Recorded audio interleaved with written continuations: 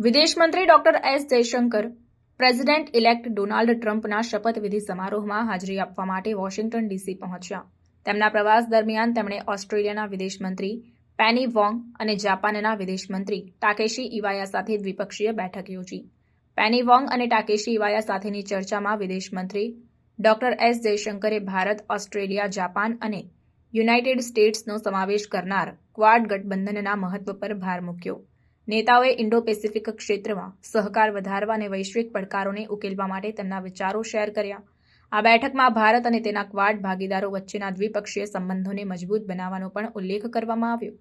વિદેશ મંત્રી એસ જયશંકર અને તેમના સમકક્ષોએ આર્થિક સહકાર, સુરક્ષા અને પ્રાદેશિક સ્થિરતા સહિતના વિવિધ વૈશ્વિક મુદ્દાઓ પર ચર્ચા કરી. વિદેશ મંત્રી ડોક્ટર એસ જયશંકરે પ્રેસિડેન્ટ ટ્રમ્પના નેતૃત્વ હેઠળ ભારત અને યુએસ સંબંધોના ભવિષ્ય માટે આશાવાદ વ્યક્ત કર્યો. તેમણે બંને દેશો માટે વિવિધ ક્ષેત્રોમાં ઊંડા સહકાર અને મહત્વપૂર્ણ પ્રગતિની સંભાવનાને હાઇલાઇટ કરી, જે વૈશ્વિક સ્થિરતા માટે ફાયદાકારક છે.